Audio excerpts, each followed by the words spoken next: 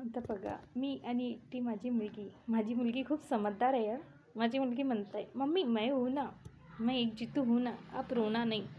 आणि मी इतकी स्ट्रॉंग आहे की मी समजू शकतोय माझ्या जे नशिबाला होतं ते झालं आहे. म्हणते ना, नसीब तर ठीक आहे, मी माझ्या नशिबाला दोष देतो. माझ्या नशिबात होतं ते झालं, पण मला जगायचं यार. मला त्यांची इच्छा पूर्ण करायची आहे. मुलीसाठी तर जगायचं आहे, मुलीसाठी करायचं आहे. आणि माझी मुलगी खूप छान आहे, खूप छान.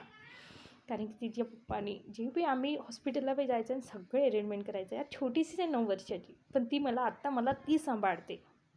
खूप खूप व्यवस्थित. म्हणजे 9 वर्षामध्ये मला नाही वाटत की हर मुलं असं राहतं म्हणून.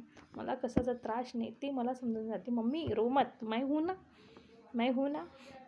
पण आता नाही, मला एक ठरवलं आहे, मला काहीतरी बनायचं आहे. मला काहीतरी मुलीला शिकवायचं आहे, तिच्या पप्पाची इच्छा पूर्ण करायची आहे. हेच एक जिद्द आहे माझी. आणि हर मुलीला म्हणतो आहे की जे सुसाईड करतात, थोडंसं टेन्शन आलं आहे की हे करू दे ते करू दे, नको करा यार.